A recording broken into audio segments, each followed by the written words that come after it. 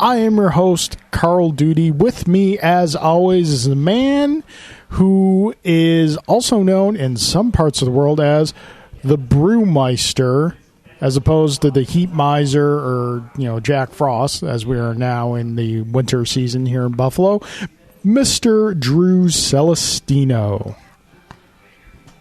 I have been referred to as that. I'm never sure how to take it because it's such Hey, Mr. Brewmeister. Yeah, well, I mean, Hey, Mr. Drew. I make beer and stuff, and it's always like, yeah, ha, ha, ha. Yes, thank you. I never say that. It's the low hang. I know you don't. Listen, you're okay. You are it's the low hanging fruit is all. Multi-talented. I try. You make beer. Yeah. You train wrestlers in Japan. Allegedly. Listen, my hoodie says so. If today's society have taught us anything, is that if someone says it, it must be true. This is not. You're right. Actually, that's dead on. So here we are, not in Cobra Island Studios 3.0. No. We are on location recording this at Iron Buffalo in Buffalo, New York. As opposed to Iron Butterfly. Iron Butterfly. That's right. Oh, Homer. Remember when we used to make out to this hymn? So, yes, later on in the show, we are going to have the owner-operator on, and we're going to talk about Iron Buffalo and how it's making a splash here in numerous geek cultures in the local area. But first, we must stand on ceremony. Opening statement, sir. How was your week? It's a bit of whirlwind. We had a holiday in there, so yes. That has its own degree of insanity that comes along with it. Although I must say, my Thanksgiving was pretty good. Yeah. So first things first. I ended up on Wednesday, the day after we recorded. No major news broke, so Kevin Feige was apparently already celebrating the holiday early. Yes. I did manage to score on vinyl the Mortal Kombat 2 and 1, but 1 and 2 soundtrack on vinyl.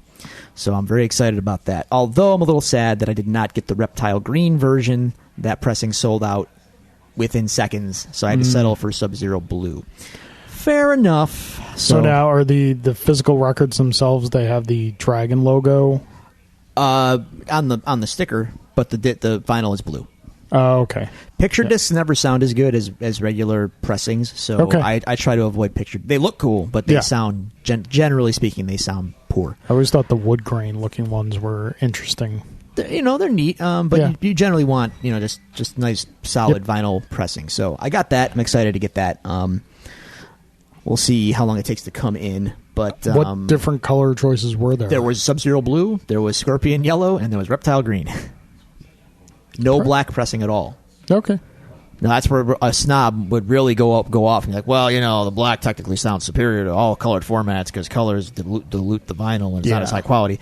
Dude, I'm not that bad. No. And as far as I'm concerned, any color nowadays, the pressings are all pretty good. So, unless you're maybe over like 100 spins, you might notice that one deteriorates faster than the other. Yep. But I don't see that being a problem for me. So it's not really a big deal. But I am excited to get that. So Thanksgiving Day, nice day. Took the fam over to my cousin's where he in a house smaller than mine managed to fit in about 30, 40 people. So, gives me some motivation to maybe offer up the Casa di Celestino next year for Thanksgiving. Yes. So let us stretch out a little bit. Yep. But we'll see. But it was nice. Everyone passed Grant around like a side. Yeah. There, yep. Pass the kid. There you go. Get enough. Yep. Kind of like that. Followed up by a quick trip to Jen's parents for dessert, and that was really about it for Thanksgiving. We took it easy. Friday, didn't do much during the day, I don't believe, but it's hard to keep track. This has been kind of a weird, when you get 5 days off of work, things tend to bleed together. Yeah.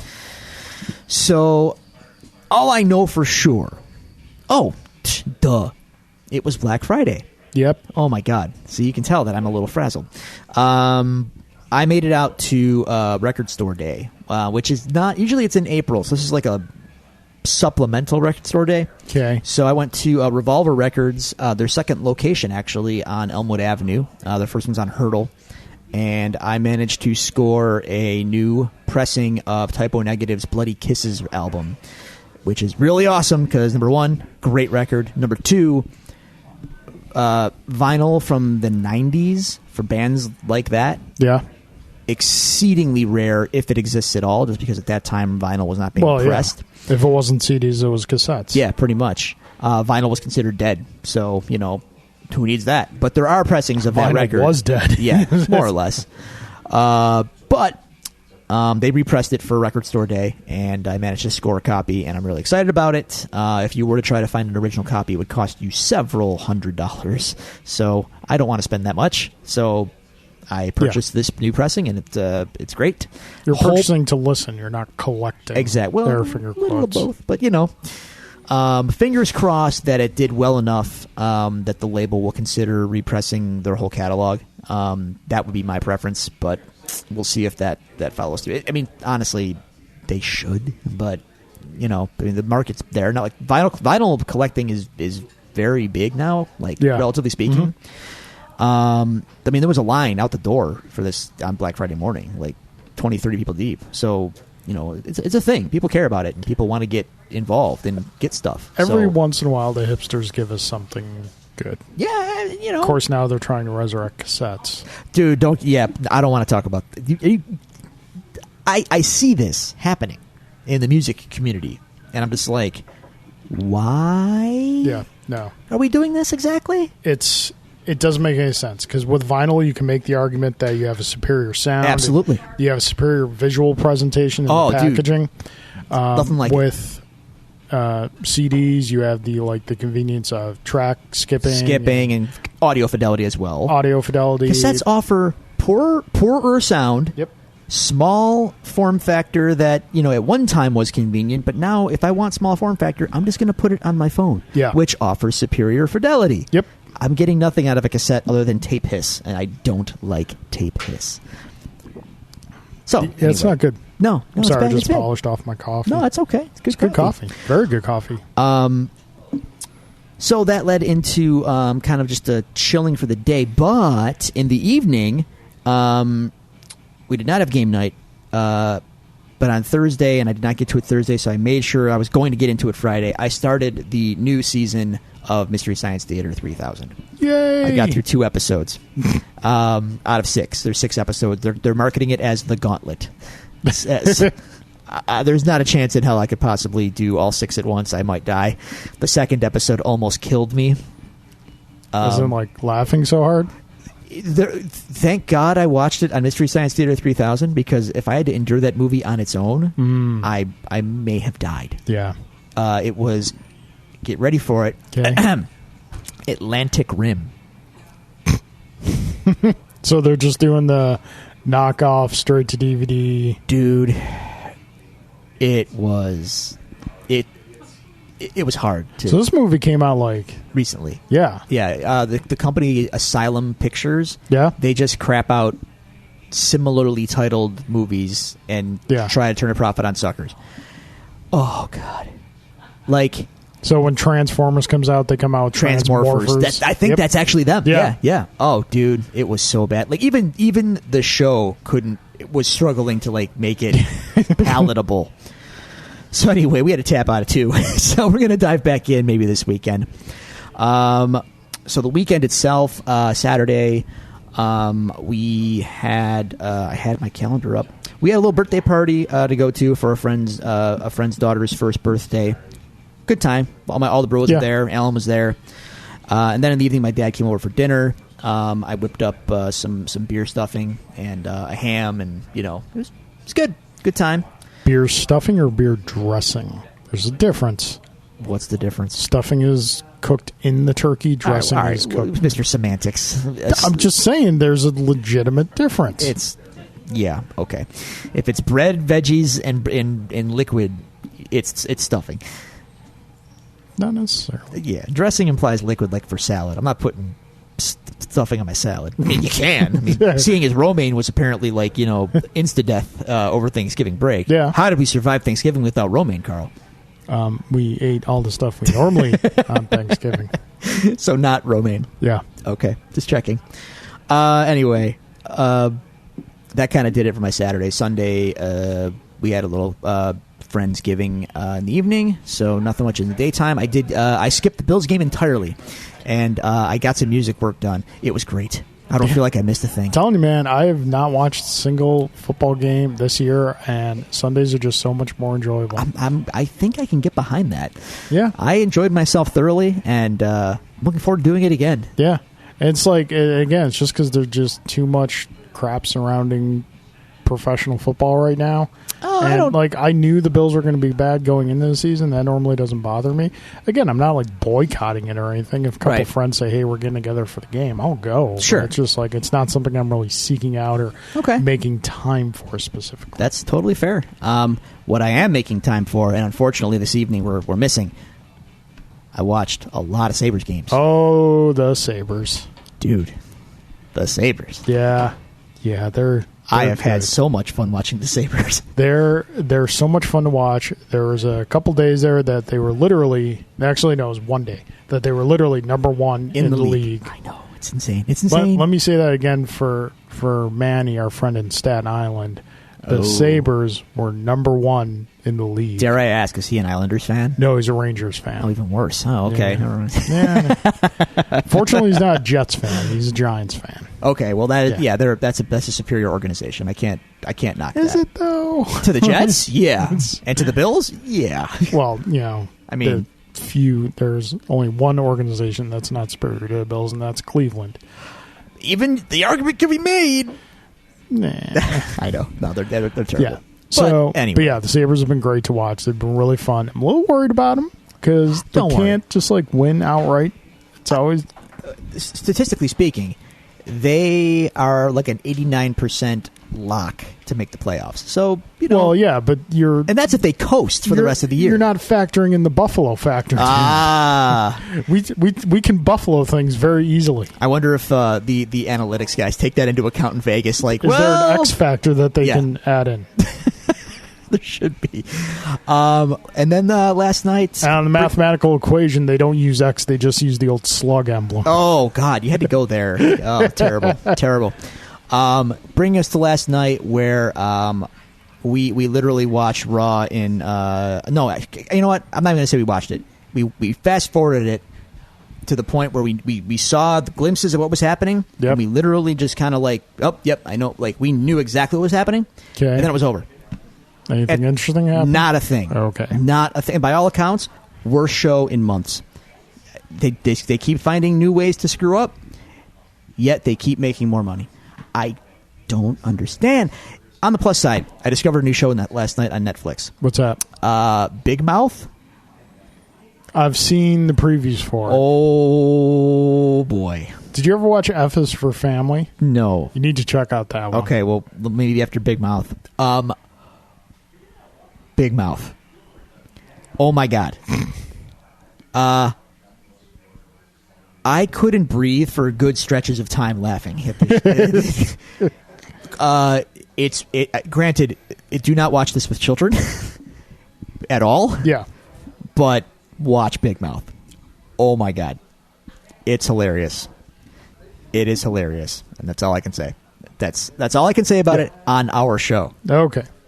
Because we are family friendly. Yeah, so kids listening to our show, don't watch Big Mouth. Yes. But to their parents, do. Do you watch? If that makes any sense at all. Okay. Did you get a new watch? No, I've had this one. Oh, yeah. All right. Although, as funny as it sounds, that you pointed out, I've been getting like hit with ads all over internet, social media, and whatnot for watches and sunglasses. The ad gurus figured me out, and they know how to get me to click things. And watches and sunglasses will do that to me. So there's other watches I've been looking at. They're like, oh, I want that one. I don't need another one. This one's great, but do you want a Doctor Strange drawer? Is that what you're saying? Remember when we opened up the drawer and there was all the watches in there, the motion I don't remember powered watches? I don't remember that. That's when he was getting dressed before he lost everything. I didn't do it. I swear it wasn't us. Was not us. We are literally stationary right now. We may have inadvertently caused it, but we didn't physically cause it. I'm excited about your podcast. Can't contain himself. How was your week, sir? My week was all right. Still seeking employment. Yeah. Yeah, unemployment sucks, but using the time wisely, started to clean out and clean up the basement. That's good. In efforts of, because you've been down there, and it's just kind of it's cavernous until we get to your office. Yeah. It's kind of a hot mess. Now when you walk down, there's just like a wide open area. I'm doing kind of in sections. Okay. So the goal is to eventually get a game space down there. All right. For game nights and whatnot. But obviously that's down the road till the monies start to come in again. I understand. So yeah, a lot of, job applying, things like that. Thanksgiving was good. We always go over to Julie's mother's house, and her parents, put out a good spread, and her sister and her husband was there, and her brother and his wife went to his wife's. They rotate. His wife's family's in Syracuse, so they weren't there with us. So yeah, didn't go anywhere on Black Friday because sure deals are great, but yeah, they're not worth fighting people over. Yeah, but and also once again unemployed. Sure. Yeah. There was an X-Wing tournament that we were going to have at Game On Land, where you and I were there once. They unfortunately had to close down, so we were left without a location for the X-Wing tournament. Fortunately, my friend James kind of stepped up, and we did it kind of as an invitational and had a small tournament at his place, in which I came in dead last. Oh. Well, I was kind of co-sponsoring the tournament, for lack of a better term. So, and I'm not saying I would have, because there's all strong players in this tournament. But I just brought something I could have fun with. I didn't bring anything super competitive. Okay. And my dice did not help me out at all. So many blanks. So yeah, I can't remember what night it was, but I went over to my friend's Adam's house, played some games, played Dragon Farkle, which is always fun. And that's pretty much it. Okay. For my weeks. Dear listeners, if you would like to tell us about your weeks, if you would like to send us any questions, any comments to be read on the show, you can do so at the following locations. You can go to Twitter and follow us at Devils Do Pod. You can go to facebook.com/DevilsDoPod and like our page. You can email us at thedevilsdopod@gmail.com, or you can find all these resources available to you on our website, thedevilsdopodcast.com. Drew, that being said, we do have some questions. I like questions. Questions are fun. We have a return question asker and Mr. Cyrus Moore. All right. Greetings, gentlemen. Carl, I hope you're making progress in your job hunt, but I'm confused. I mean, you can fly. You're a pilot. Have you not considered a lucrative career in aviation? To that, I will simply... He's got you there. He does have me, but to that, I will simply quote Indiana Jones. Fly, yes. Land, no. Well played. Well played. There are holes in my aviator resume. But in seriousness, I hope you had a good holiday week. To my question. VR games seem to be growing in popularity, and I believe will be a focus of the next generation of consoles. If you were to pick one character to be a focus of a VR game, who would you pick? I think the obvious answer here is Iron Man, but also Star-Lord, maybe. So yeah, that's his question. Cyrus, thank you very much for that question. I'm going to disagree with your premise a little bit. I'm going to go ahead and disagree with you there. Going Lumberg on us. Okay. Yeah, I don't think VR games are growing in popularity. If anything, I think they're in steep decline. I think they had their moment, and it found its niche audience, and that's going to be about all it's going to be. Yeah. Here's what I think about VR. VR will catch on, be a legitimate thing when a completely immersive experience is affordable to most gamers. So right now, for a completely immersive experience, you've got to get one of those rings with the ground, not a treadmill, but you can run in it and things like that. Sure. And you can hold things to represent things in games. Right now, just the VR helmet with a controller or a couple controllers, however it is, it's the next step from when VR was first introduced, but I don't think it's enough just yet.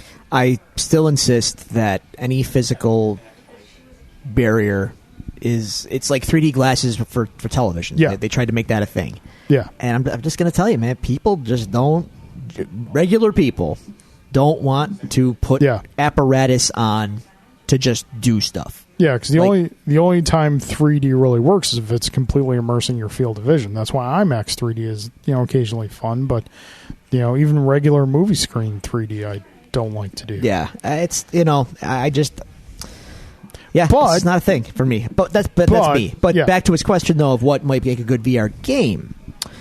He said Iron Man. Oh, yeah, we could fly. Yeah, that'd be cool. Fly pilot.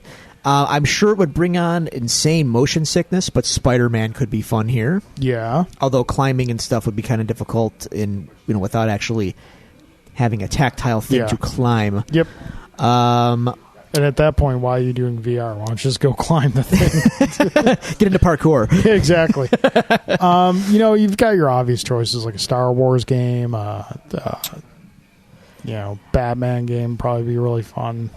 I'm trying to think of, it's almost like I don't care about like a character-based VR game, but like an experience-based VR, or a location-based, I should say, VR game. So something like Breath of the Wild. Oh God, yeah, something like that. Just something with a lot of terrain or a lot of Breath of the Wild, No Man's Sky. Like things with Horizon, things with interesting architecture or environments that I can explore on my own. Yep. Like that would be cool. That would be my answer. All right. Cyrus, again, thank you very much for your questions. We appreciate your continued support. On to our next email from Mr. Manuel Marin. Manny. Dear Carl and Drew, so I just saw a commercial saying that Titans was coming to Netflix. I thought the whole point of that thing was to put on DC streaming service where no one would watch it. Why is... Wow. Why is the cancer being allowed to spread? Why would someone at Netflix decide we've had too much of a good thing with Daredevil, let's poison the well a bit? No, I think he might have seen a UK commercial possibly. Yeah. Titans is going to be on Netflix overseas. Yeah, right. Netflix overseas is much different than the Netflix we have here. So Titans will be on that there. It's not going on here for domestically. It is just through the DC streaming service. Euro Netflix has the highbrow Euro cinema. Yeah, I'm good with ours. I'm good with domestic flicks. Okay. That's all right. It's your place. Yeah, coffee is being made. Not a screaming child. Not a screaming child. Possibly a screaming transformer. Not a screaming child. Starscream's going out hard. Yeah. All right. So that is. But we joke about that Titan show. I'm not going to watch it, but I've said it before, and I'll say it again. Doom Patrol has my attention. Yeah, there's a lot of things about the DC streaming service I'm interested in, and once they come out with a PlayStation app, something where I can watch it on TV, I might give it a shot. We'll see what Swamp Thing looks like. I know they're casting that recently. Young Justice, which is part of our news today, has me. I'm all in on Young Justice. That's animated, though, right? Yes. Okay. Yeah. And isn't that kind of like a continuation of Young Justice? Okay. Yeah. I'm thinking more about their original stuff, and Doom Patrol has my undivided attention, provided they do it right. Yep. And Swamp Thing, I'm curious how you could make that. Look, put it this way: it better be better than the USA show that we had when I was a kid, but he was in it for 5 minutes, maybe. Yeah. Remember that? Great. Yeah. Yeah. Yeah. Okay, so Manny, thank you very much for your question. On to Mr. J. Gelsomino. Hey. Drew and Carl. Hey. Given that we got Weapon H, I didn't buy it either when it came out, so the Hulk Vereen. Yes, Hulk Vereens. What other... Question, does Hulk Vereen have hot claws? It's quite possible. I mean, why wouldn't he? Claws. I mean, if he doesn't, what's the point, really? Yeah. What other stupid, inane, moronic combos can you guys possibly come up with within 5 minutes outside of what you did last week? Oh, God. Oh, is he challenging us? I want to see, and God, I hope this happened at some point in some godforsaken universe, Uncle Ben being Peter's Avenger, becoming Spider-Ben. That did happen in a What If. There you go. Who doesn't want to see a husky man in his 60s with a house coat swinging through New York City, rounding up people who are incorrectly using the senior discount at Denny's? So, yeah, combinations, character combinations. We kind of ran the gauntlet on this with really Amalgam. I feel my Neymar Ghost Rider kind of dude riding a flaming shark, flaming skeleton shark. I mean, how do you top that? You peaked early. Let's see.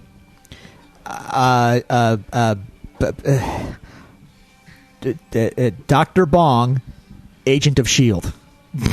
There you go. Go with that. Combine Daredevil and Cyclops. So he's still blind, but he has an optic blast. Yeah. What could go wrong? Yeah, because he can't see where he's shooting it. Can level a mountain. Okay. Drew. Yes. What is your favorite hip-hop album? Ooh. That's a legit question, isn't it? Okay. That's what it is. I'm gonna date myself, and I'm probably gonna come off like a I don't even. I have no idea how hip hop the scene is viewed, but I'll use like something very predictable and say either the first Biggie album, or like obviously Dr. Dre's The Chronic, or Doggy Style by Snoop is obviously it's a classic. Like that era was fire for hip hop, and that stuff. Even though I'm like a metal guy, I couldn't deny that stuff had just great content. Honestly, it was great. They were spitting fire back then. It had a heaviness to it, despite not being metal. It just had a credibility. This is something that I get into with a lot of friends and a lot of music people about bands I like, and it's like I tend to, and this is nebulous because someone else might see it and not see what I see. But bands I like, no matter what genre they're in, I tend to gravitate towards bands that have a certain attitude, or, and I'm air quoting, credibility behind them, or they're coming from a real, again, air quotes, place, like an honest place.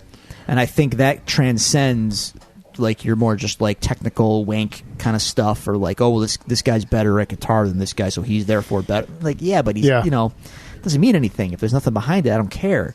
So the hip hop at that time, I think, was really it was coming from a real honest place and a real street kind of place, and I vibe with that. So those albums are great. I'm probably forgetting some. Oh, one that I really like actually that most people may not know about. The Ice Cube record. There was War and Peace. It was like a 2-part record. There was the War disc and the Peace disc, and they sold them separately. The War disc had guest appearances by the guitar players from Korn on a couple songs, but only a couple, so it wasn't like a metal rap album by any stretch. Yeah. The album itself is like really, really good. Cool. That's before he became like Family Guy Ice Cube. It's funny. You know what I just watched the other night? New Jack City. Oh, hadn't seen that in a while. Wesley Snipes. It's still good. It's not as good as I remember it, though. It's no Boys in the Hood. Well, no, it's like they're kind of trying to make like a good gangster film, and they skip a lot of kind of the necessary beats. So, but still, it's enjoyable. It's still good. All right, Carl. I wonder if Jay actually expected me to have an honest answer to that question. He was trying to fool me. You never know. Carl, this is hard for me, but no Jaws or musical related question this week. Yeah. So, what is the one piece of pop culture memorabilia you would like to own most of all? Ooh. I'm going to have to say, obviously, if money's no limit, screen used, but I'll obviously settle for a replica. Luke's lightsaber. The hilt? The hilt from Return of the Jedi. Okay. Because I prefer that design over... There's something to be said about having the original design. Sure. It's kind of where it all started, but I just prefer the design of the hilt more. And it's green. Well, when it's ignited. I always prefer the green blade. I think that would be it. Cool. All right, cool. Jay, thank you very much for your questions. Folks, before Alan? we get into news, no Alan. Oh.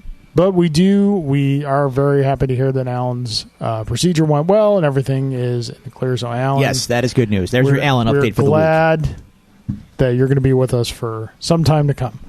So, folks, we are going to bring in our guest now before we get into our news because our guest is knowledgeable of such things and we'd be interested to hear his feedback on such things. So, sir, for the record, please introduce yourself to the maybe a dozen people listening. It's more than that. No, it's certainly more than that. I was promised at least 13 people if I was going to come on the show. Well, my name is William Waterrose. I am the proprietor of the Iron Buffalo Comics, Gaming, and Coffee in Amherst, New York. And, all right. Very happy to have you guys here, so thank you. This is neat. William, welcome to the Devil's Due. We are pleased to have you. Thanks. You can call me Will. I mean, or Tony Stark. Either or. I don't know about the whole copyright thing, but we can go from there. Okay, so we're going to get in some news. We don't have a lot this week, but what we do have, as we mentioned earlier, the trailer for the upcoming third season of Young Justice dropped today. That's going to be on the DC streaming app. And I got to say, I love this show when it was originally on. I put it up there with the Bruce Timm, Paul Dini animated series as far as qualities go. It's just really, really well done. Canceled prematurely, unfortunately, because they weren't selling toys.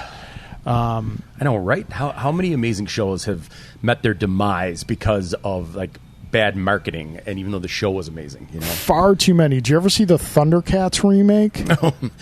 I saw about 3 minutes of it. It was incredible. not the New Adventure Time one, though. Oh, okay. No. I thought we were talking about the New Adventure Time there was one. there was a really good one. And I did not see that one, no. Yeah, it was back in, it was right after the He-Man remake in the early 2000s. Oh. Which was also, yeah, it was impressive. really good, yeah. I was still sobering up about then, so... Okay, yeah. There's a couple of years there blacked out on. I don't really remember, but I'll have to go back and watch this now. I trust you guys. So, but yeah, Drew, I'm guessing you did not watch this I did trailer. not, so catch me up here. So was it related at all to the Teen Titans show that was on around the same time, or was it connected to the Diniverse at all? No, no, it's not. They've said that this is happening on an alternate Earth. Okay. It does. So they're not, whereas they follow most of the normal DC canon, there are little things here and there that are just kind of different to suit the story. Okay. It's really well done. Who are our protagonists in said show? The original team was Robin. Which Robin? Dick Tim Drake? Grayson. Dick Grayson, okay. The original team was Robin, Speedy, Kid Flash, Aqualad. Yeah. And the premiere of the show centered around them. They thought they were getting injured. They thought they were getting membership in the Justice League. Oh. And it turned out they were basically just given, a pass to the lobby of the Hall of Justice. The Sidekicks Lounge, in the Tick? Pretty much. Oh, my God, amazing. So they kind of said, Speedy was like, screw this. I'm going to off. heroin. Yeah. A little bit. Aha, that's why they call her Speedy. Went off on his own, and then they end up in an adventure where they free who would become Connor Kent, Superboy. Okay.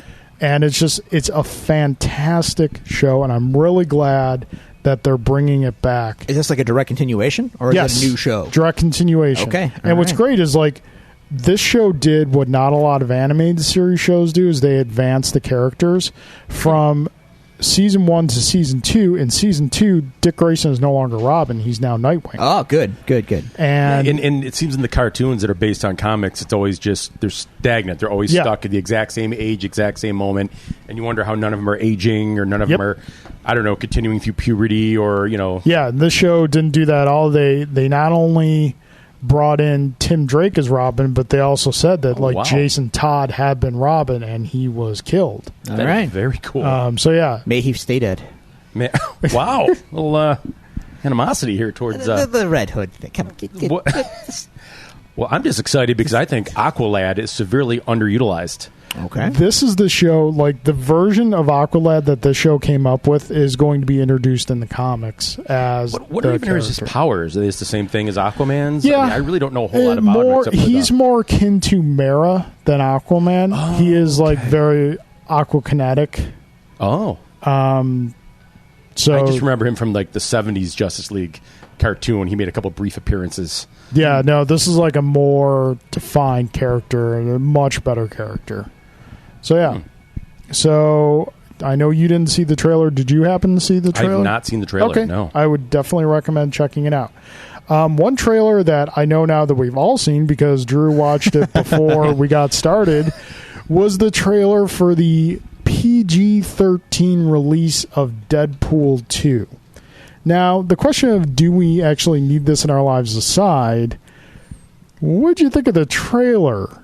'Cause that was just a whole bunch of awesome in that trailer. It was fine.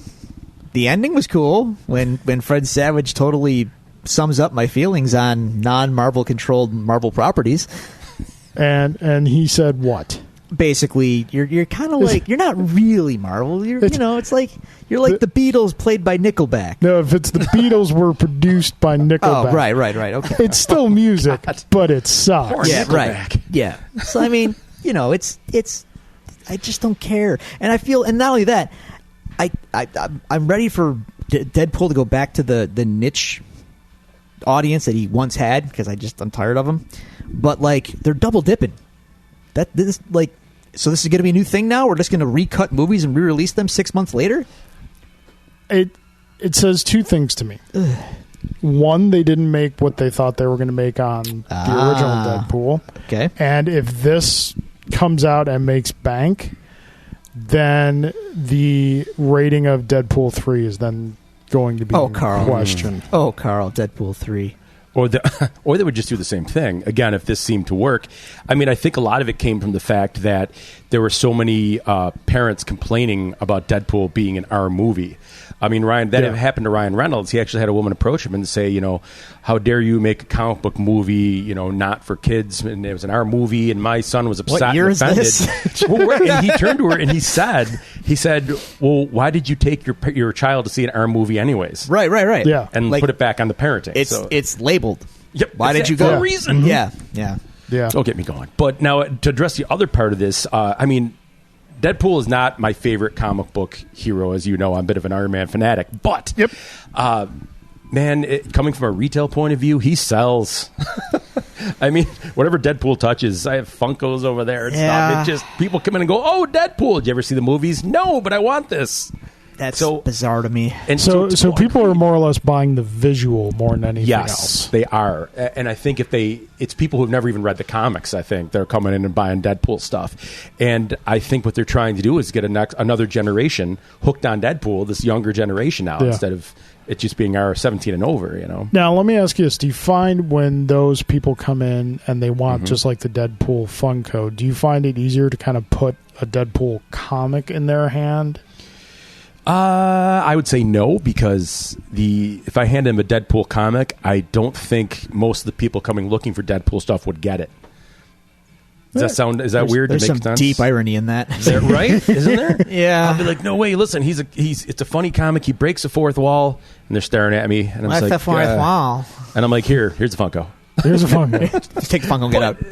That'll be $60. Which is, I know, I was going to say, which there's nothing wrong with, because I also feel too many comic shops won't discuss the movies. They won't admit the movies are part of our culture now. Yeah. And I've been in situations where I've seen people come into comic shops and be like, I'm looking for this character. And they're like, oh, why? Oh, because I love the movie. Oh, you like the movie? And then suddenly it's comic book guy from The Simpsons. He wants everybody out, and so I don't know. I think the Deadpool thing is I know I agree totally with you. They kind of took a character and they vomited it all over us, but it really has it's bringing a younger generation into the comics, wondering where he came from, and I think that's actually a positive thing from it. Oh yeah, hook him young. If it worked for tobacco, it can work for comics. Oh, dear. Is that Are you allowed to say that? Is that the model we want to follow here? Is the FCC going to call us on that? You can't fault the tobacco company for being successful. I mean, evil, but successful. Yes, no, totally evil. Okay. So yeah, okay, no, that's interesting because like we've talked about this in the past.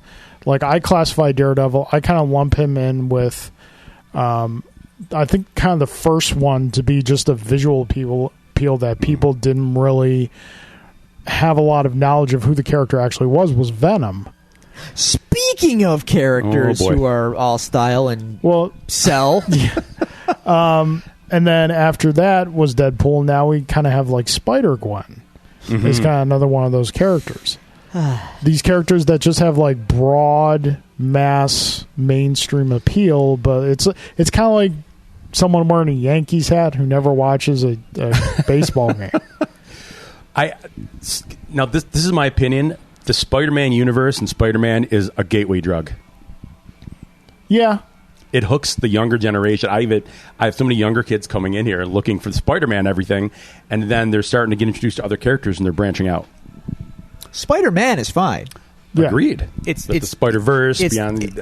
Well, I mean, like Miles Morales, Spider-Man, cool, but like Spider-Gwen is my point of contention here. Like we keep focusing back on Spider-Gwen. What are we doing here? We've been on the thing. We've had this discussion on the show, and it's, whatever happened to just the kid from Queens who accidentally got powers and had to learn life lessons the hard way? Yeah. No. It's a universal thing, and he's been destined to be Spider-Man by some totem that's been foretold. Okay, you guys are really overthinking this. Hey, so guys, are sales down? Where'd you come up with that? What's going on? Leave Spider-Man alone. But from that, Spider-Gwen. Yeah. And Spider-Man's my favorite character. I'm a lifelong diehard Spider-Man fan, and I can't get behind Spider-Gwen, not because of the visual, not because it's a female character. I'm all for more female characters and diversity. It's just that like there's something sacred about the event of Gwen Stacy dying and the catalyst that was to Peter's life. So, I mean, I've always said like if they ever bring back Gwen Stacy like legitimate, not alternate Earth. Not alternate Earth or clone Gwen Stacy. If they ever bring back like her or Uncle Ben, I'm going to be questioning whether or not I continue to read comics. That being said, along those same lines, we also got news today, actually, that even though the animated Into the Spider-Verse movie is not out yet, there is already a sequel planned and also another spinoff with an all-female cast. One which will include Spider-Gwen, who I believe in the film they're renaming to Ghost Spider, which is 100% better name than Spider-Gwen. Doesn't really roll off the tongue either, though. It doesn't, but it's still a better name. So it's like a cross between Ghost Rider and Spider-Man? Ooh. No, they're just giving her... I mean, I'll take that, but they're just giving her the new name. So and it's going to be live action? No, it's animated. Okay. Yeah. Yeah. So, yeah. That's kind of where we're at in the news this week. Well, Carl, you left out, the piggybacking on Deadpool, and that's that Venom has made more money than Wonder Woman and Spider-Man: Homecoming. Did it really? Yeah, globally. Okay. Who is going to see this movie and why? People who don't know better. Interesting. Yeah. I haven't heard a single good thing about the film. No, I heard people say it's funny. I was like, okay. Yeah, that's great. I guess. Wonder Woman was amazing, and I thought Spider-Man: Homecoming was fantastic. Absolutely. I mean, even just for the fact alone of his friend dropping the Death Star, the Lego thing. Who hasn't been there? But I did not know Venom was making more. I thought it was going to bomb. I thought it was going to bomb. I think we need to take this opportunity to educate more people and try to get more people to listen to this podcast, because then maybe they would, understand that wasn't supposed to happen. You're not wrong. I'm all for more people hearing me complain about things. Get off my lawn. I'm enjoying it. I know, right? Get off my lawn. Stop liking Spider-Gwen. Yeah, Old man yells at Cloud. It's okay. In principle, I'm not opposed to things that introduce new people to the genre, new people to comics. I just wish it was coming from better sources. Yeah, I mean, more people, bringing more people to the table is great. Yeah, but it's how you got to the table. You're coming in with I want to invite all you over to my house. I want to have a big party. I want everyone to come over and have a good time. But if y'all trample your mud up in my house on the way in, I'm not going to be happy about it. Yeah. Take your shoes off. It's a bad analogy, but it works. I'm going with it. Yeah. I'm just getting upset about the muddy carpet now. You can tell you're getting old when that's what you're thinking about. Like, you're like, happy to see you. That's going to be a lot of work. Thanks for trashing my carpet. Well, and I know what you mean. Like, as far as bringing people to the table, like the reason, like I loved Iron Man or still love Iron Man is because of all he went through in the 70s and 80s and all that. And now there's people coming to the table for different reasons, and then they're finding out like who he really was, and they're not as into it. I don't know.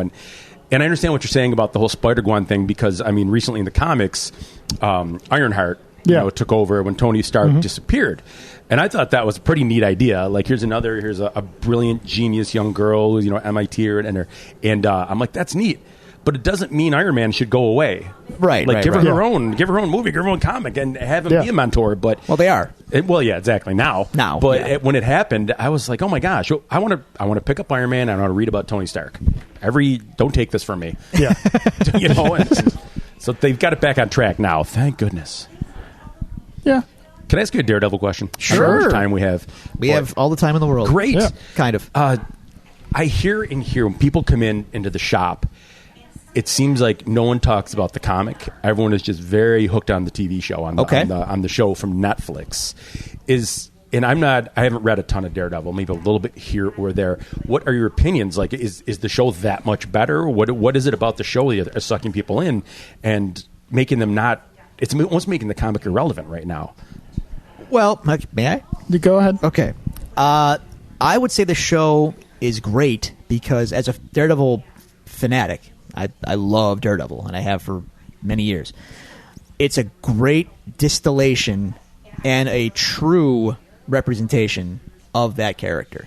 So the show gets the tone right, it gets the characters right, and it kind of distills it down to its essence to tell stories that newcomers can come in and get it right away. And it doesn't. It really doesn't contradict or compromise what the comic is.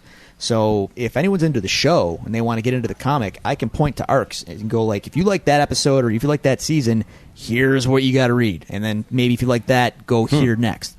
And it's not like, say, X-Men where good luck finding an entry they are point. All over the place right now. Daredevil is very. The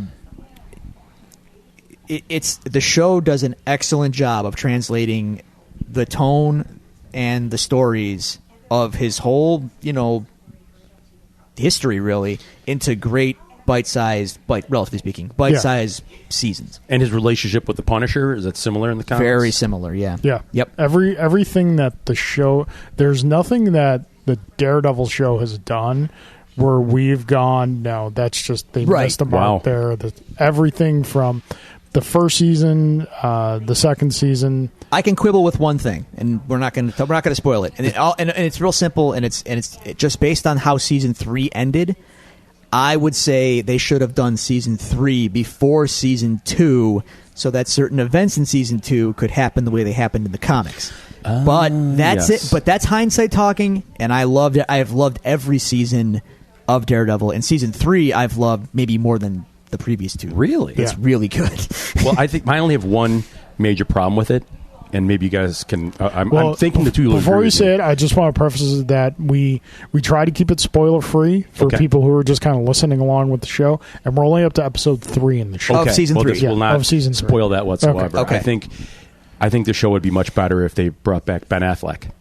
Oh No, I don't think so. Nah. Maybe not a cameo. Maybe It's not is this that on? he was. Is my mic on? It's not. Shut my mic off. show is over.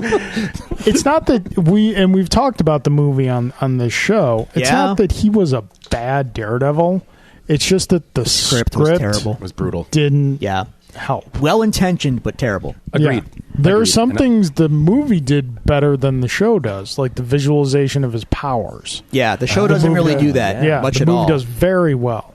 But yeah, just like they just it was a pre-2008 superhero. Yeah, film. they didn't.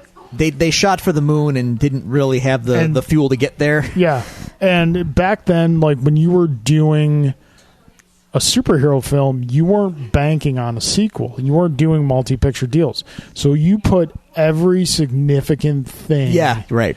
Into the film that you could. Daredevil, the film, is very overstuffed with things that happen in the comics, and there are some nice moments. Call out to the comics, but they're not earned. None of them are earned. Yeah, the death of Elektra is off the page of the comics. Like literally, they Costume recreated aside. the panel. Yeah. Costume aside, but like Drew said, it's not earned because we haven't had the time to really start to care about this character. Whereas in the comics, obviously, you have several issues to get to Build know up. things and understand relationships and whatnot. And the show does that very well. Like it establishes everyone's relationship, and the show. We've said this on the show a million times. Probably last week we said it. Like the character dynamics of the show make the show work, and they're genuine to the book. And like Matt and Foggy is like it's Foggy cries a lot. It's pitch perfect, and it's off the page, and you love them on the show. I like Pitch Perfect too. That's a good movie, but I was disappointed with Pitch Perfect 3. Right, It wasn't as good. It just That's a whole wasn't- other show, though. Yeah, I wasn't. I always liked Daredevil. I thought it was neat, and it was kind of a cool character. And when I first watched the Netflix, I'll never forget the very first fight scene that went on for like 10 minutes. The hallway fight. Yeah. The hallway fight. There was- Exactly. there was a better- Was it literally- true? Was that one take? No, there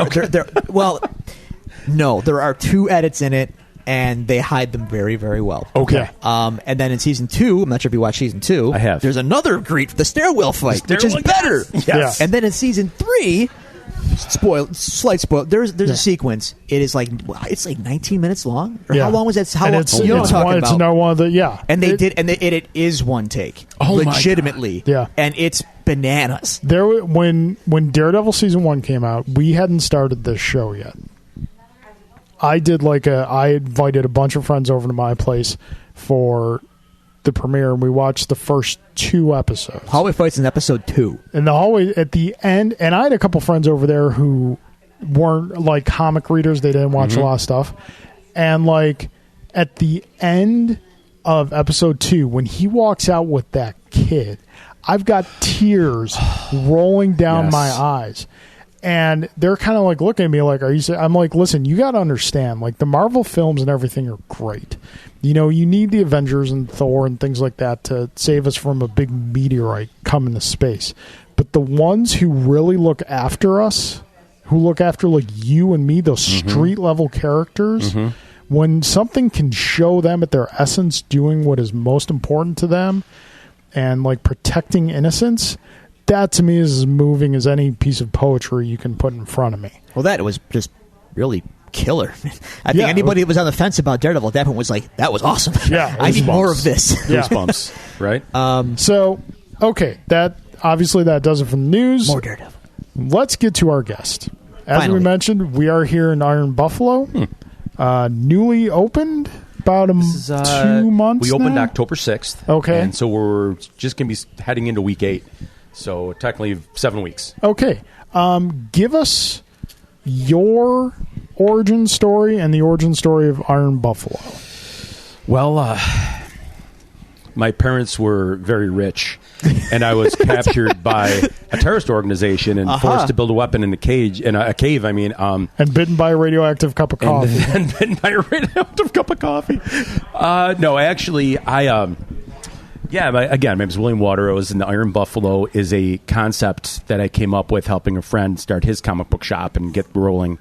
I just wanted a place where people who like us, who loved comics, who loved anything geek, who loved Magic the Gathering, whatever, could come and we could just hang out and talk about it. It's almost like a clubhouse. I had in mind like a man cave funded by coffee and comics, where anybody could come hang out and talk about anything and for hours. And because I, have a thing for Iron Man, so that's where Iron came from. And then Buffalo, because I'm very proud to be from Buffalo, so the Iron Buffalo just kind of became a reality.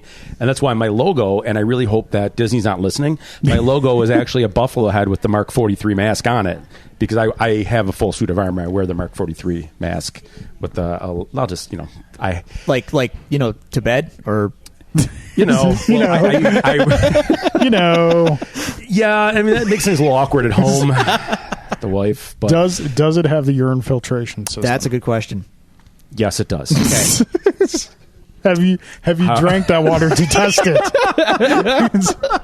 Have you quite literally put your money where your mouth is?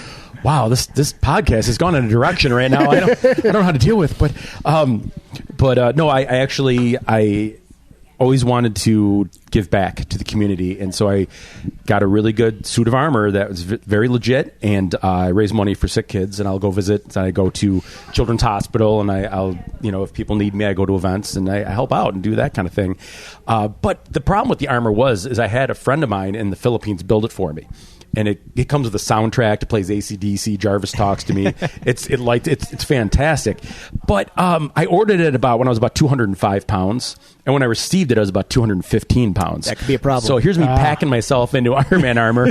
Literally, this past May, I was doing a appearance for my son at his elementary school. I took a deep breath and I popped the whole side open, which is just horribly embarrassing. Anyways, back to my origins. We're talking the whole comic thing. I've always loved geekery, and I used to watch Doctor Who when I was little. Tom Baker episodes on PBS in the 70s right after dinner. But then also I fell in love with Iron Man, and because I always thought he looked like my father.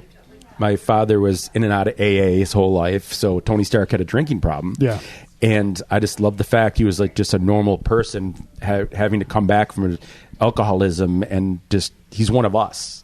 Sure, he's brilliant and a genius, but and rich. He was just and rich, but he was just very down to earth character that I always kind of look up to.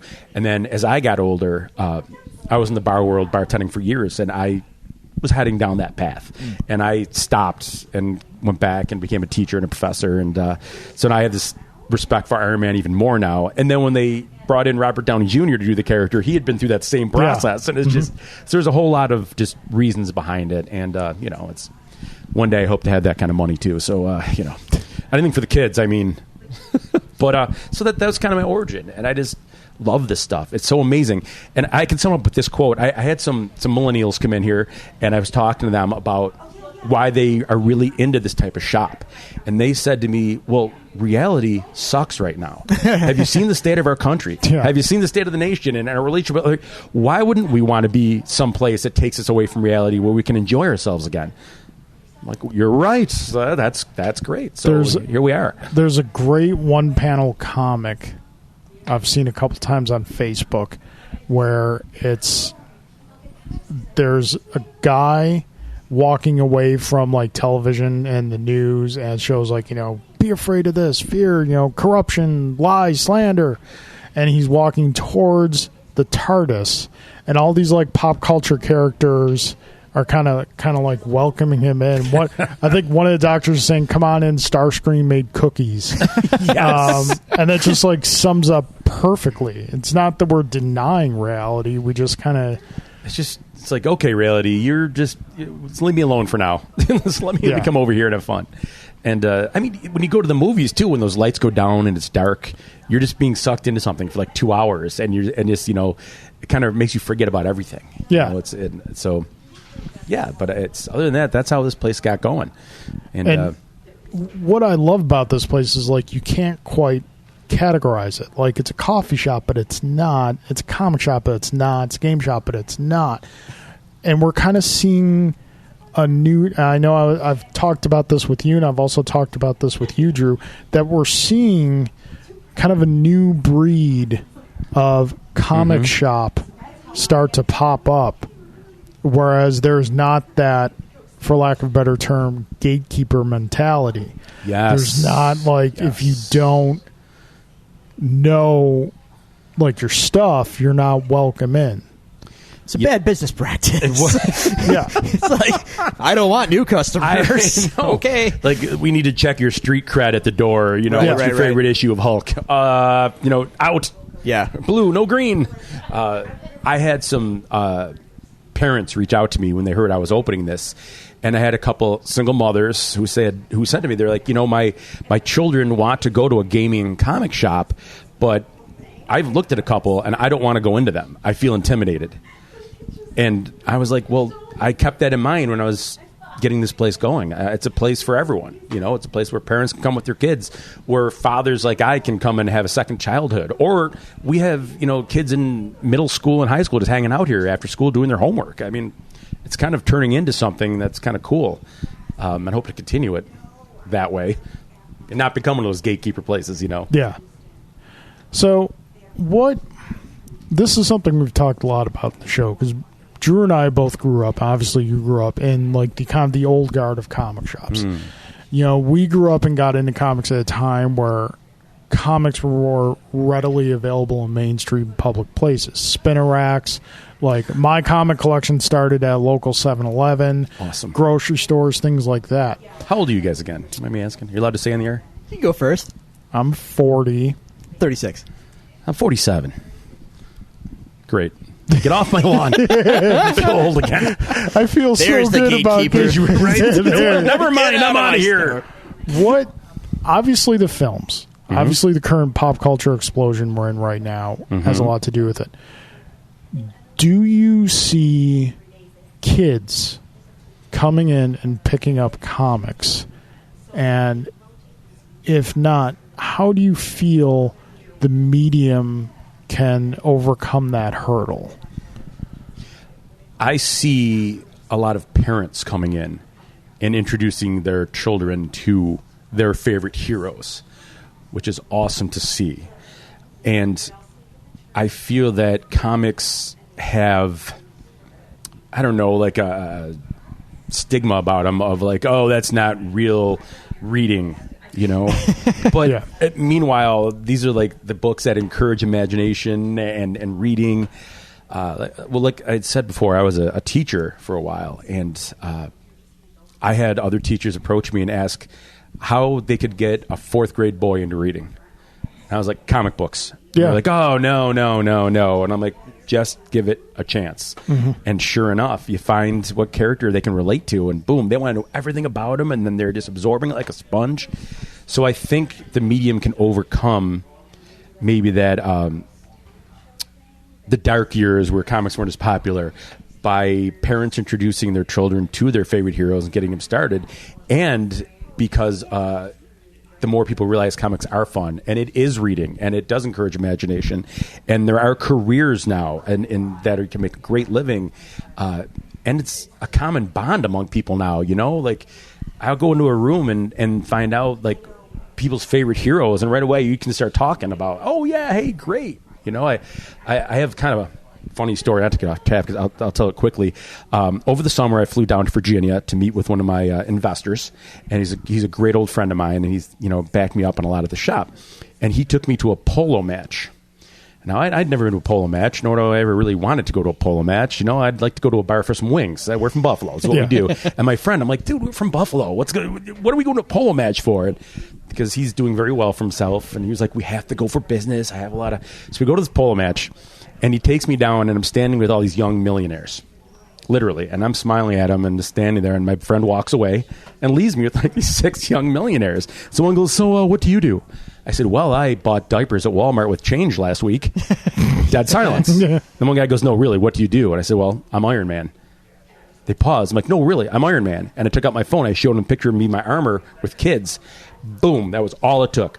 They're hugging me, taking me to meet their parents. They're getting my phone number. I'm friends on Facebook. They were just like, my God, we got to come see you. It's like that instant friendship, that instant connection. Here's some people I really had nothing in common with until I said that. And then, boom, everyone's a kid again. And that's just something neat that it does now. And it's part of our reality. It's part of our culture. And people need to recognize that and realize it is reading. It is, popular, and it needs to be treated as such. Don't be Bill Maher, in other words. Yeah. Right. Like, we're going to drag a guy through the mud for being a visionary in a lowbrow medium. Meanwhile, the movies are making billions of dollars and influencing and inspiring generations of people to do great things. You welled up during Daredevil. It brought tears to your eyes. To be fair, He's an easy also, cry, I'm though. a very easy cry when it comes to really? films. Yeah. Oh. Yeah. You ever watch Old Yeller? No. Good. No, I don't watch films with dogs. Yeah, Because neither. I'm a dog person, and if the Yeah. film has a dog in Oh it, my I know God. that dog's going to die. Well, isn't that the number one rule in Hollywood? Never kill the dog. Never. Yet they do it every time. No, now they know that's a trope now, so they subvert your expectations. So, comics aside, again, this place is also a coffee shop and a gaming shop. let's talk about the gaming aspect of it, because we have a fairly regular game night that we do on Fridays at Drew's place. Alan Waiters is a part of it too. We're good friends with Alan. Hi, Alan. The legend of Alan continues. Yes. Everyone knows Alan. And Alan has learned that there is the wrath when dealing with me in a board game. And oh God! Just to simply sum up the wrath is, if you somehow impede my progress when the game does not require you to, you get the wrath. At that point, I don't care about winning. I just care about you suffering. Dear Lord, it's a good time. Drew has been subject to the wrath on one or two occasions. Yeah, it's a thing that happens. It's Drew, if you're being abused, there's people I can point you out to talk to. I know he's sitting right here with us, but just show me on the doll. Where Carl, show me on the thing. Show me on the board where Carl angered you. Wow. So where does this wrath come from? Is this from like a winning or losing, or just a competitive edge, or just intensity? I'm blaming it on his spoiled childhood, to be honest with you. But that's me. I did have a very spoiled childhood. I like to think I'm a nice guy, and you're a very nice guy. That negative energy has to go somewhere, so I just kind of bottle it up and wait to unleash it on some at an inappropriate time on your friends during a board game. Serenity now, insanity later. Friends can take it. That friends is true. Friends can take it. Strangers, then that brings up questionable. Well, authorities have to be called. And whatnot. Well, it's not fun. If any tables get flipped during X-Wing here, I'll know why. Oh, believe me, I've never flipped. I've come close to chucking my dice across the room on a couple occasions, but never that point. But gaming is experiencing a renaissance.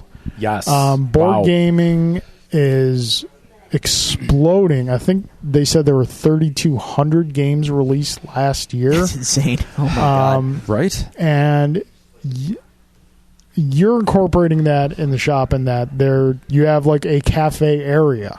There are tables, chairs, gaming lounge, and you sell games, but you invite people to bring their own games in and play, how are you viewing how gaming is evolving and how gaming is changing, and how you're kind of incorporating that into a business structure? Well, I originally opened with the idea of funding a place with comic books and coffee. And I was going to carry some board games and some trading card games and some other stuff, but people were coming in, grabbing a coffee, and asking where the board games were, and just nonstop. So we started expanding, started selling, started expanding more, sold more board games. And we are becoming like a big board game lounge now, which is great. It's so much fun. And I think it's because I think again, I'm 47, so there's a younger generation now that doesn't want to go out and get blitzed. They're not just going to go out to a bar and get drunk, just the weekend. They want to do something more intellectual. They want to do something a little more fun. It's not about... I feel like there's this change in society where people aren't just getting drunk all the time and partying. There's still that crowd out there, God bless them. But we get couples in here. We get families in here. We get guys hanging out in here, and just they're all coming and play board games. It's this renaissance of board gaming, which is really neat. To the point where one of our distributors called us up and said, hey, we have this program where we will always have you stocked with the top 40 board games. And if any game drops out of the top 40, we'll send you the other ones that moved in. And we're like, yeah, why wouldn't we? And then it frees Kevin and I, my partner in crime here at Iron Buffalo, we can research kind of different out there games now to bring in with the top 40 we know are selling. And people go nuts for them. I don't know what else to say besides I think it's families coming together, friends coming together, realizing that board games can really get you thinking and you can have a good time without drinking. I drink on game night. Yeah, who am I kidding? Drew is a bit of a beer connoisseur. Well, and brewer. It's a thing for me. It's one of my many hobbies. So. Oh, the brewmeister, right? Is that you're singing earlier? It's the low hanging fruit word, but I'm just a home brewer, man. Gotta gussy this up. All right. Well, as soon as I get a beer license, I'll let you know. I don't want to insult any of the real brewers I know by claiming that I'm any kind of meister or master or anything like that. They know what they're doing. I just go with the flow. Do you guys have a favorite board game? Ooh, that's tough. We have a decent selection of games that Yeah. we choose from, and we bring more in all the time. Yeah, so. it's kind of because Alan just has such a huge collection, and I've probably past 2 years is when I've gotten into it more. I think What's the attraction of the horror board games? That I don't know. yeah, that I haven't had a lot of experience with playing. Just I speaking hear- for myself, I guess. Like the horror, like when you say horror, like any game where I have to act, I don't like. So I'm not into the role playing and Well, doing- role playing in that, like you're thinking of a game like like Mafia or right. I Yeah. don't want to have to play a character. Like I'm not talking about like Dungeons and Dragons role playing. I mean Yeah. like if I have to put on an accent or something, I'm no, you lost me for the night. But my favorite game, I guess my go-to snap decision. Blood Rage is pretty great. Blood Rage is. I really like it actually, and I anytime we play Legendary, even though we never win, I just really like playing Legendary. We're so bad at I Legendary. like deck. I like deck building games, even if I lose in them. Are you familiar with Legendary? am. So we play the Marvel Legendary a bunch. It's Okay. great. And we've technically won once, even though everybody didn't win. It was just me that won. But like You were okay with that? He was. He was. Yeah. well, because I got the Infinity Gauntlet. So yeah. Excellent.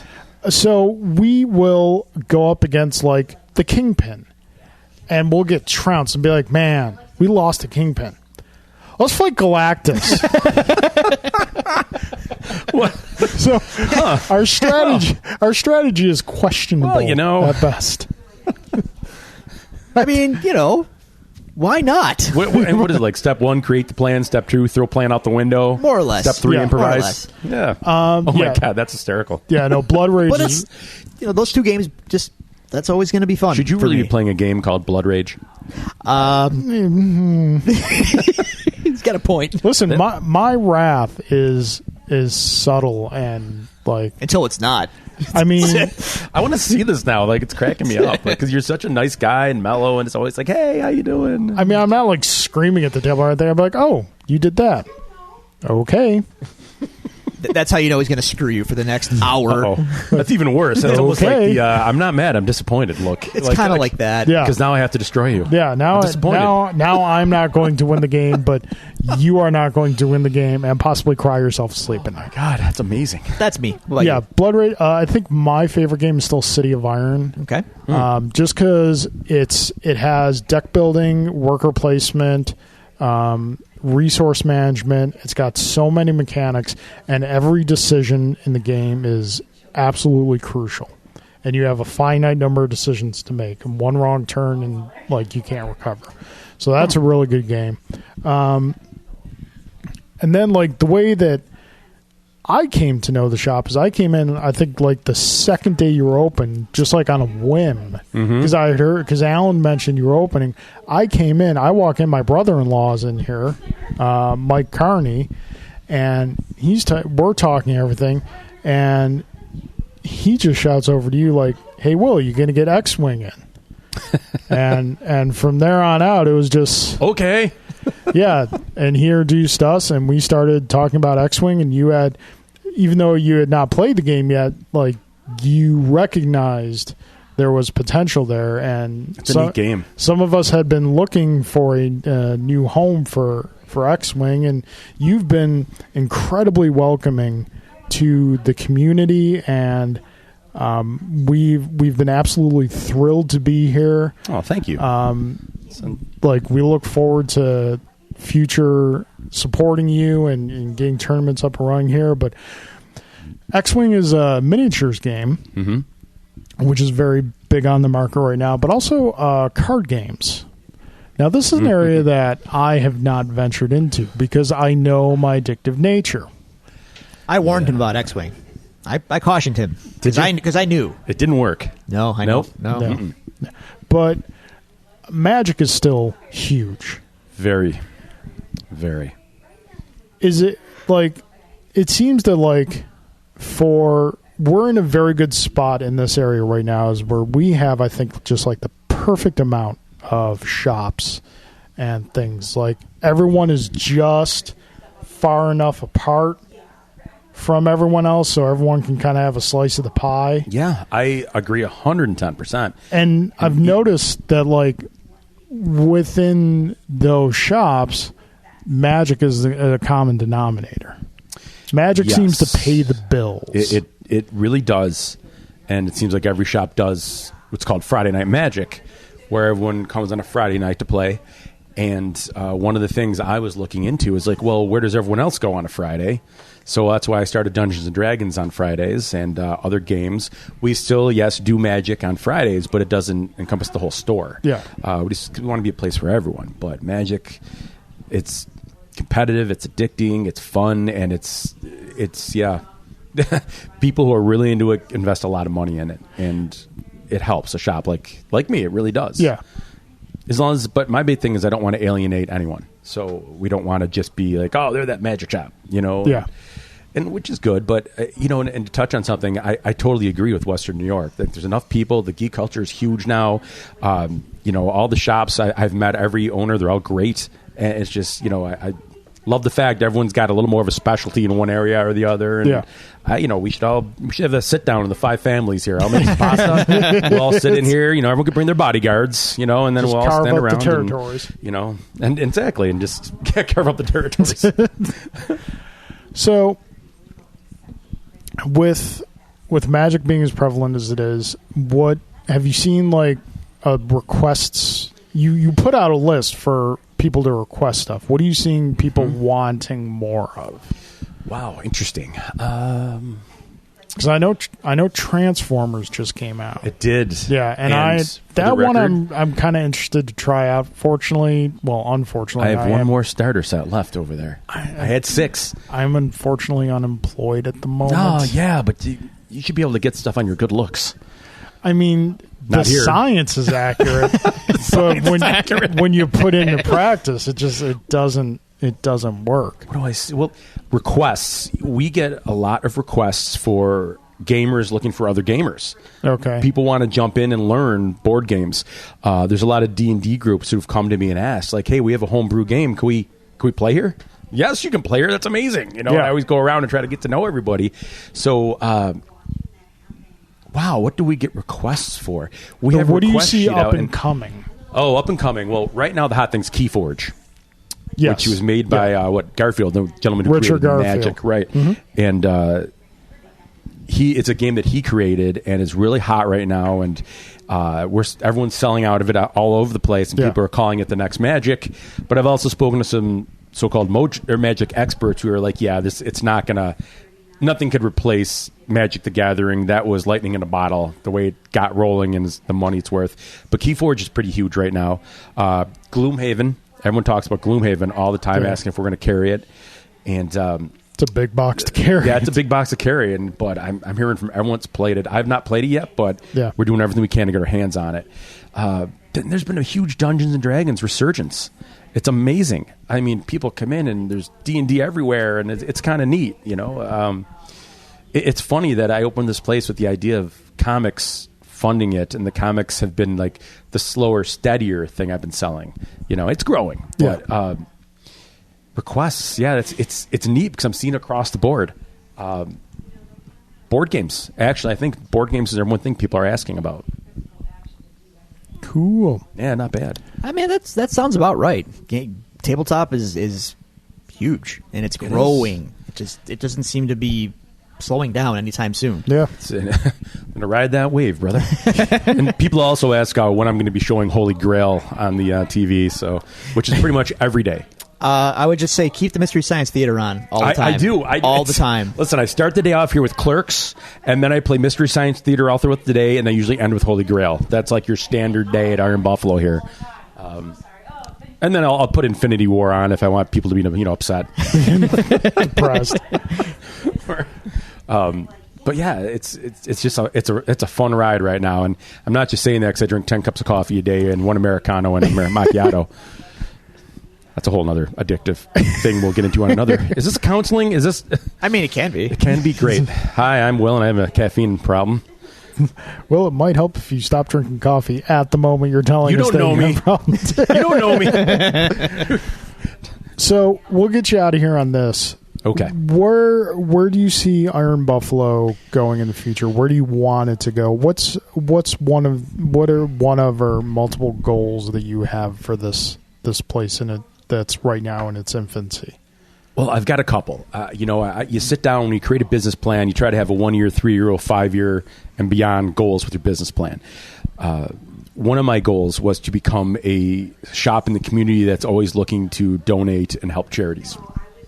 We've been open 7 weeks. We've already done 4 charity events. So we're averaging like pretty much one every other week now. And the reason for that is just because that's cool. That's the right thing to do. A shop like this brings people together and helps the community. So, it's great. I believe a wise man once said, with great power comes great responsibility. Heard that somewhere before. Yeah, right? And I don't know if we're the type of shop that Buffalo needs, but the one we have right now. So, the other thing is the coffee's really taken off. I mean, I do have to put a small plug in for Typical Coffee Roasters. Jesse is the man. He stopped in. He created my Iron Buffalo roast coffee that I constantly sell out of. And he just did it because he's a great guy, very knowledgeable. And it just seems a good mix, caffeine and gamers. It's just, it's like, I mean, it's not such a good mix when they spill it on the comics. But, other than that. All right, so back to what you had asked me. One thing I'd like to do is this shop's really starting to take off. And I see families. I see it bringing people together. I'd love to turn it into a franchise.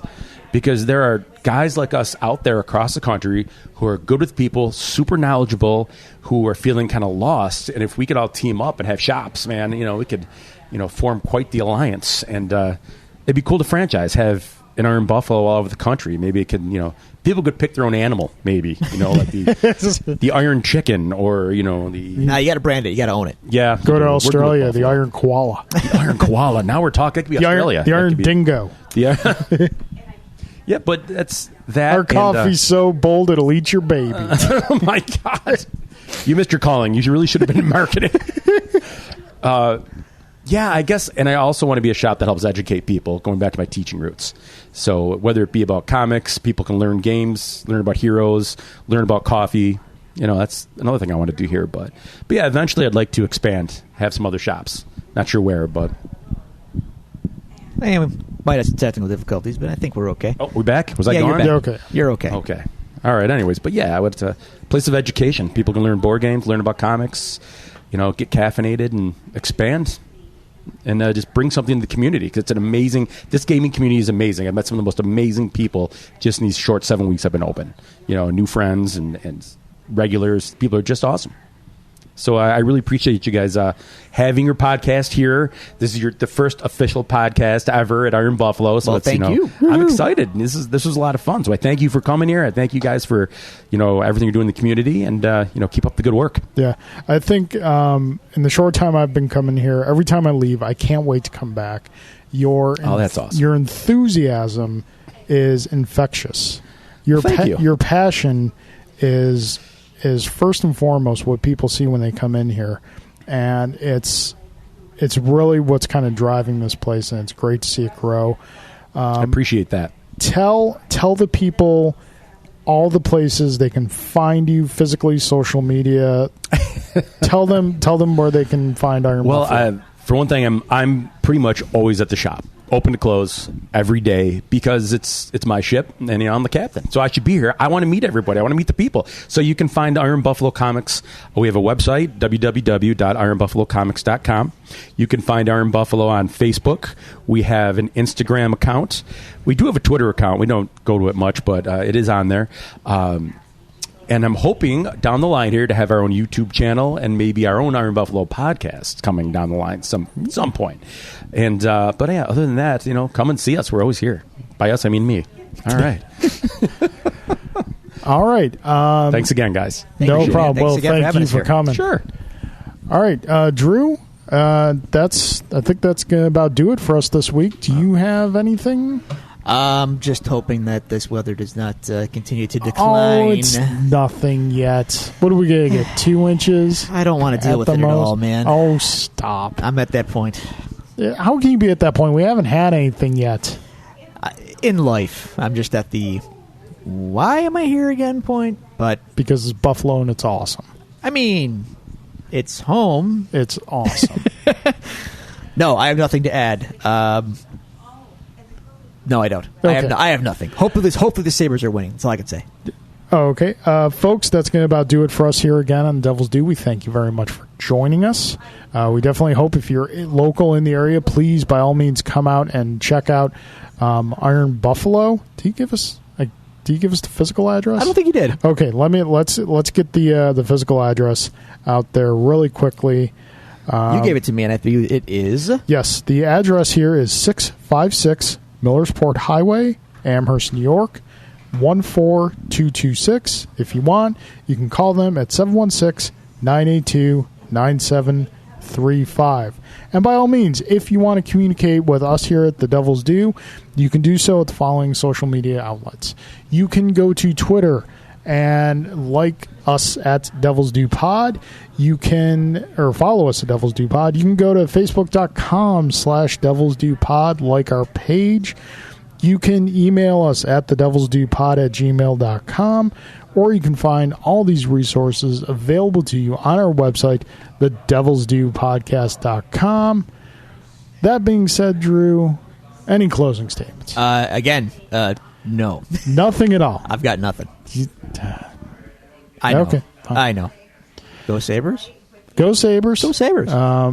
Next week we will be back with episode 4 of Daredevil season 3, and hopefully some more news. So Kevin Feige, We'll have fun either way. we know you're listening. If you can kind of throw us a bone here. Maybe that Avengers trailer, maybe.